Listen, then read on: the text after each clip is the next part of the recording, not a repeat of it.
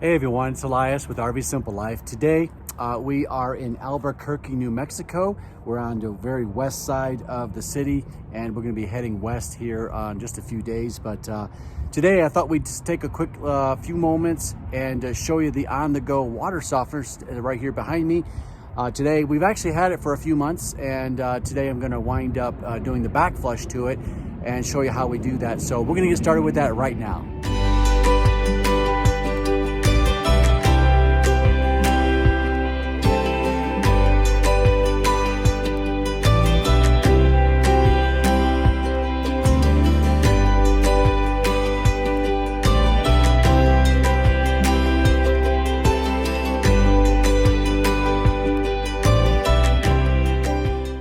This is the on-the-go water softener, portable water softener you can take with you in your RV. This is actually considered the double size.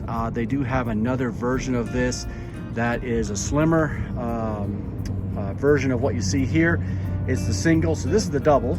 And I like this size. It fits in our water bay really nice. And you see the salt I have right here. This is all we're gonna need, this and some water, to be able to do the backflush in this unit. In this unit, there are beads, just as if you were at home and you had a water softener at home.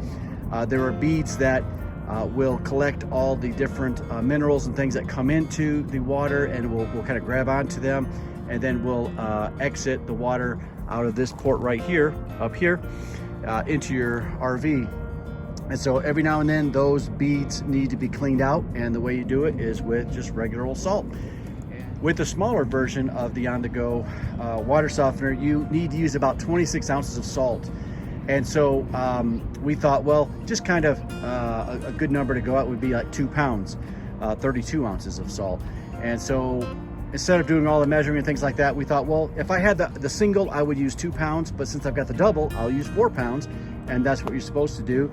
And so actually this container we found here is actually 4 pounds, and we saw it somewhere, probably Sam's Club or something like that. And when we got it, we thought that'll be perfect to do our backflushing of our water softener. So we bought it, just a nice convenient size. Just use that, and once you're done with that, it's all done.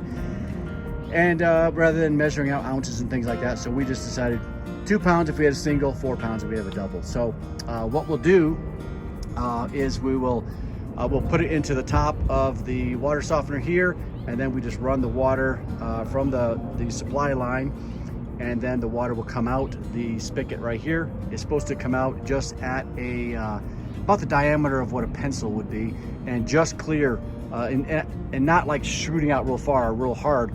It's supposed to come out just enough to clear the bottle, just to be able to go to the ground. And it really is supposed to do that for about 25-30 minutes. And so we're not going to do all that right now. I won't show you the whole 25 minutes, but we're going to get started with this right now. The first thing that would be a good idea, because you don't know where the beads are. You don't want to lose any beads that are in your softener. So the first thing you want to do is just to tap it to the ground like that. Now I emptied it out last night. I actually disconnected this from our water supply, and I put it in our storage bin because it was supposed to get down to freezing last night. I wasn't sure how well this would do in freezing weather, so just to be safe than sorry, I put it in our storage there area. But if I was just now disconnecting this, I would actually dump it out like that. You see there is a little bit of water still coming out, but you want to try and get out as much water as you can. So I think I'll let it sit here for a minute. You can actually disconnect both sides and actually lay it upside down. The water will come out pretty good. But just try and drain it as much as possible. And then after that, tap it to the ground to be able to get any beads that might be up top here. When you open this lid, you don't want those beads coming out.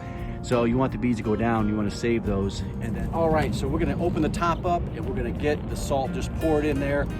We'll turn the water on, and once it comes out at the bead or the diameter of a pencil, and just kind of clearing the bottle, we'll let that run for about 30 minutes, and we'll come back and check on it. But we're gonna open it up. Now these, when you buy these, you can actually get them upgraded to where they have brass fittings. When you get these, they'll have the black, more of a ABS type of material, a tough plastic. But I upgraded to get the brass fittings. I think it was worth it. It might have been another $15, $20, and I think well worth it. When you open this up, you'll see these orange pieces. That's the different beads that are in there. You don't want to lose those. You want to keep them. I see some here actually on the side. I don't want to lose those. I'm just going to kind of scoop them up and get them back in there because you don't want to lose those. It's important you keep those protected as much as possible. The ones in the lid I'll leave right there. And then we'll just open this up and we'll pour it right on in there.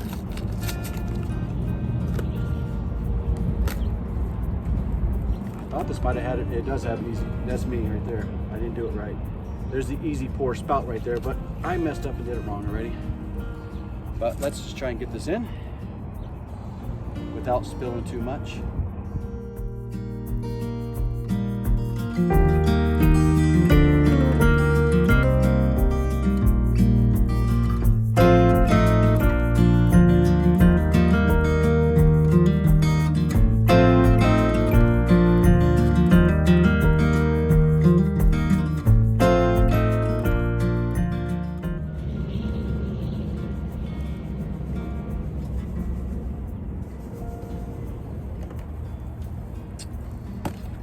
All right, we got that done.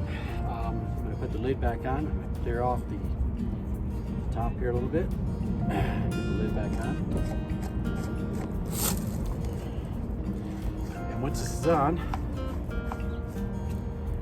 I got it on tight. We're gonna turn the water on and just let the water run out here with the diameter of a pencil and just kind of clearing the edge here. And then we'll come back and I'll show you what we're gonna do after that. All right, while that's doing what it's doing now, I thought I'd show you real quick where we keep our units stored in the RV while we travel. We have the Grand Design Solitude 380 FLR, and this is our storage bay right here, our water bay. We've got my hoses and stuff in here right now. But right here next to it is the other half, the other portion. And in here, I like to put that water softener right there. I like to keep a towel down. This isn't the towel, I have another towel, but I like to keep a towel down here. All right, so it's been about 30 minutes now. I'm gonna turn it off real quick, give it a little shake, and then go back and turn it on full blast or full power. And it's supposed to be for about 6 or 8 minutes. I'm not sure how far it's gonna squirt out, so I'm gonna stick around and see how that goes. We've really liked having this though. It's made us feel a lot better. But to be honest, sometimes we have it out and we're parked somewhere at a campground and we might be gone for half the day or something like that. We take the dog with us, we're out doing things. And we kind of worry because this is, this isn't the cheapest thing in the world. And we think maybe, it could be a theft item. Somebody might want to steal it. I don't know if you've ever heard of somebody stealing somebody's water softener, but I could see why somebody might want to because they're $200, $300. I don't remember what we paid for it now. So what we've actually done is we put it in a garbage bag. We'll put a garbage bag over it and tie it across the top, keep it up and get close against the camper right down there. And when you drive by, it literally just looks like a bag of garbage leaning against your RV. And so it's a nice little camouflage, just a nice little RV hack if you want to do that. It's worked for us, and it's kind of given us peace of mind as we're out and about doing things. So come back, as long as our bag of garbage is against the RV, we know it's okay. We know it's going to be all right. So, all right, I gave it a shake and turned it on full blast, and this is what it looks like. So I'm definitely going to stay right here because somebody comes by and sees the water running, they might think I'm wasting water or something. So I want them to know that somebody is watching it. But I did taste the water, maybe about 5-6 minutes ago, and it tasted just a little bit salty, so I think right now we should be good. I'm gonna give it a taste. It does not taste salty, but I'm gonna do what it says, 6 or 8 minutes.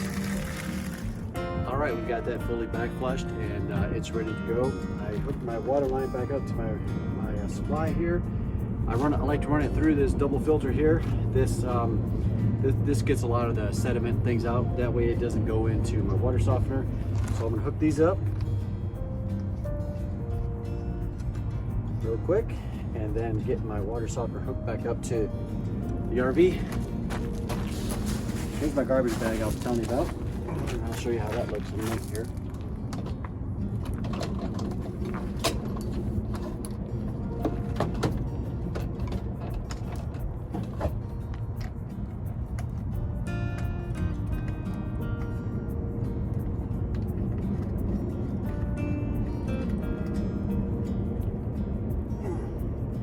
And these are nice too. They're marked in and out, so the water coming in right here, and then marked over here saying that it's going out.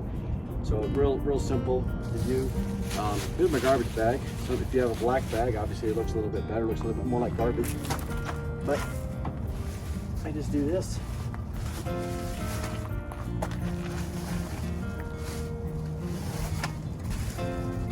And then at the top, just tie it up loosely. You don't have to be on this tight right here. And there we go. So then you just lean up against, like so. Get this standing up here. And we're back in business. So we've really enjoyed having the on-the-go water softener. It is a little bit of an expense to get when you first start up, but once you have it, you feel like you're doing right by your RV. You're being a good steward to maintenance of your RV.